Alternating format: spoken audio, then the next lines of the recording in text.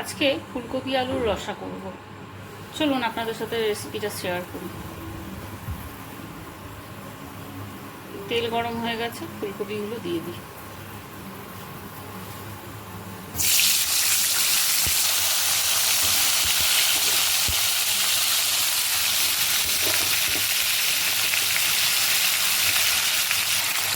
নুন দিয়ে দিলাম। ফুলকপিটা ভাজা হবে, ভেজে তুলে রাখবো। হলুদ দিয়ে দিলাম। এবার এটা একটু হালকা লালচে লালচে ভাজবো।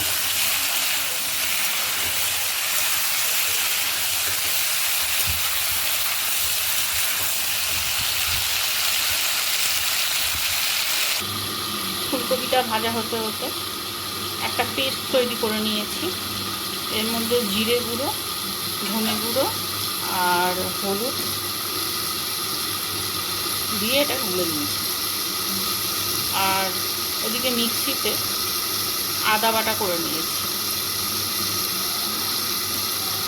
ও এই যে আদা বাটা, এই যে আদাটা মিক্সিতে পিষে নিয়েছি। সাথে একটা দারচিনি, দুটো এলাচও দিয়েছি, এর সাথে আদার সাথে মিক্স করে পিষে নিয়েছি। ফুলকপিটা আমি একটু ঢেকে ঢেকে ভাজছি, তাহলে পিঠেটাও হবে আর ভাজাটাও ভালো করে হয়ে যাবে।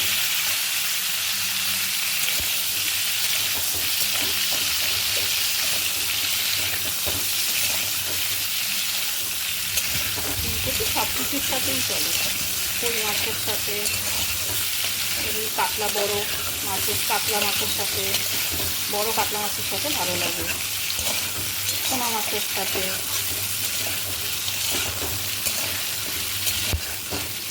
আমার ছেলে তো দেখি মাছটা যত খায় না, তাই নিরামিষ করেও ভালো লাগে। এই যে যেরকম আমি করছি ফুলকপির রসাটা, ঘি গরম মশলা দিয়ে দারুণ লাগে। চলুন, কথা বলতে বলতে তো ভাজা হলো অনেকটাই, আর একটু হবে, আর একটু লালচে লালচে হোক। যে কোনো জিনিসের ভাজাটা ভালো করে হলে রান্নাটা খেতেও না টেস্টটা যেন দ্বিগুণ বেড়ে যায়। চলুন, কথা বলতে বলতে প্রায় লাল লাল ভাজাই হয়ে গেছে, যেরকম আমি চাইছিলাম। এবার এগুলো তুলে নিই।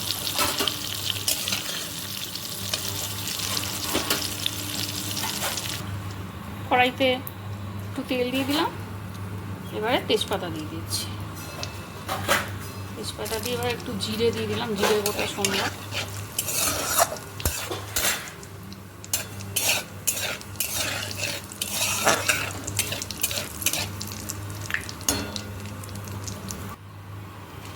তেলটা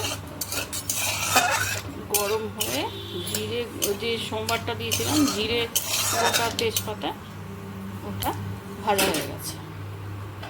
এবারে আলুটা দিয়ে দেবো। আলুটা দিয়ে দিলাম, আলুটা ভাজা হবে, নুন দিয়ে দিলাম, হলুদ দিয়ে দিলাম। এবারে আলুটা একটু ভাজা ভাজা হোক, তারপর মশলাটা দেবো।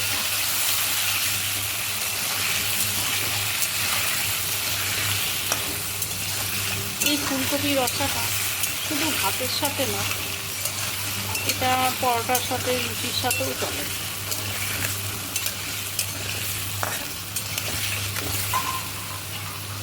আলুটা একটু লালচে লালচে ভাজা হোক, হয়ে এসছে অনেকটা। আর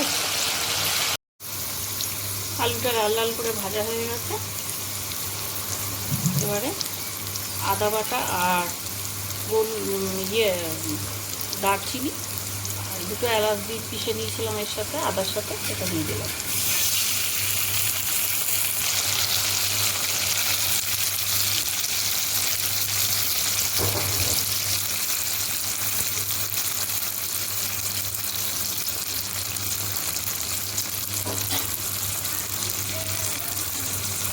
এবারে ওই জিরে, হলুদ, লঙ্কা গুঁড়ো, যে পেস্টটা আমি গুলে রেখেছিলাম, আর ধনে গুঁড়ো, সেটা দিয়ে দিলাম। এবার এটা কষাতে থাকবো।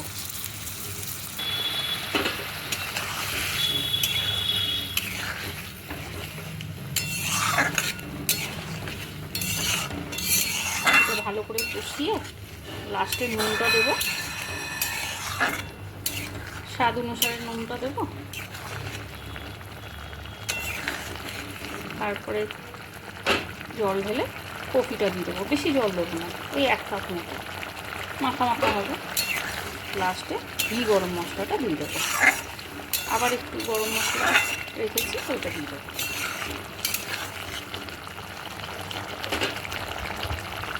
নামানোর আগে একটু চিনিও দিতে হবে, তাহলে নুনটা ঝালটা সব ব্যালেন্স হয়।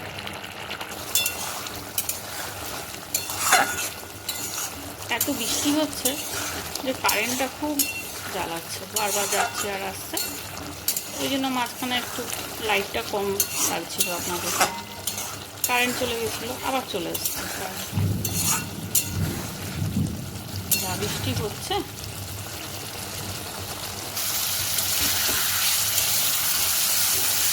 চলুন, অনেকটা টেনে নিয়েছে মশলার জলটা। আর একটু কষিয়ে নুনটা দিয়ে এই 1 কাপ মতন জল দিয়ে দেবো, 1 কাপ কি 1.5 কাপ। আলুটা হালকা সিদ্ধ হবে আর কপিটাও হালকা সিদ্ধ হবে, ঝোল রাখবো না।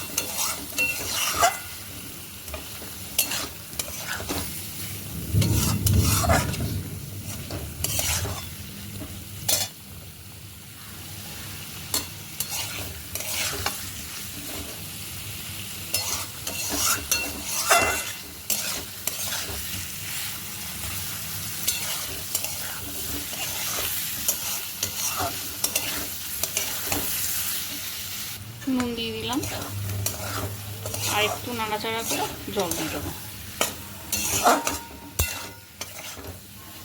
তেল ছেড়ে দিয়েছে মশলা থেকে।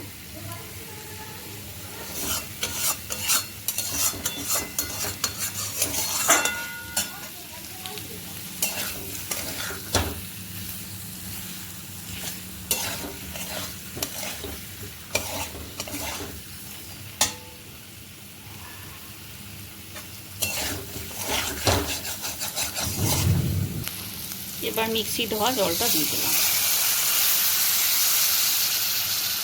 আমাদের আবার মিক্সি ধুয়ে জলটা না দিলে যেন রান্নায় টেস্ট আসে না।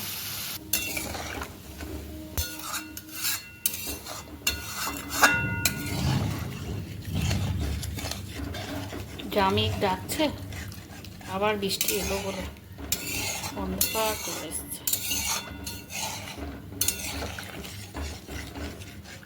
ব্যাস, আর জল দেবো না।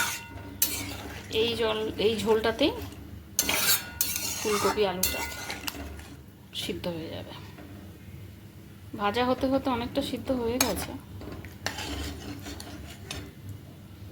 এবার একটু চিনি দিয়ে দিই। এই যে ফুলকপিটা দিয়ে দিলাম, ভাজা রাখা রয়েছে। এই যে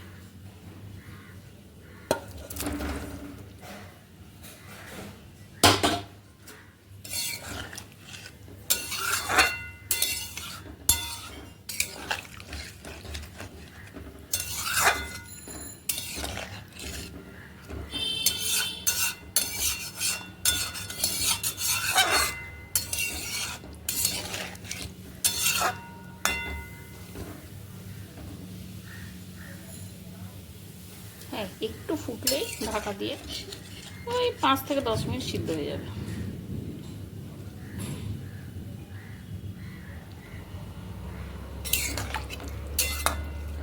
সিদ্ধ হয়ে গেলে ঘিটা দিয়ে দেবো, আর একটু গরম মশলা বেটে রেখেছি সেটাও দিয়ে দেবো। চলুন ঢেকে দিই, একটু সিদ্ধ হবে 5-10 মিনিট। চলুন, মনে হচ্ছে ফুলকপি আলু সিদ্ধ হয়ে গেছে, একবার দেখে নিই।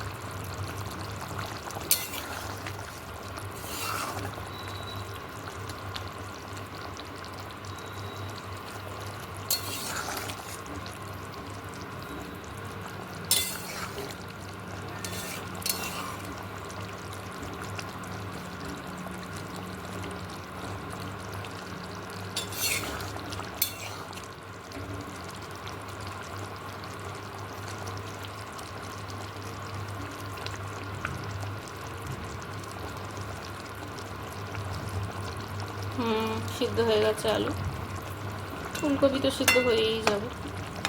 এবার ঘিটা দিয়ে দিই, গরম মশলাটা দিয়ে দিই, ব্যাস হয়ে গেল ফুলকপির রসা।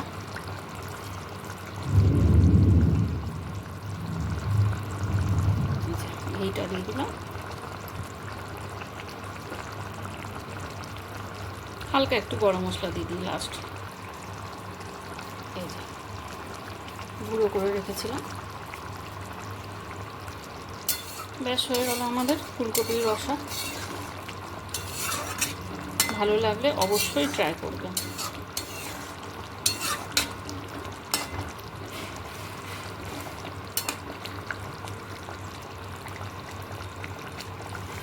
আজকের মতন এখানেই শেষ, আসি, টাটা।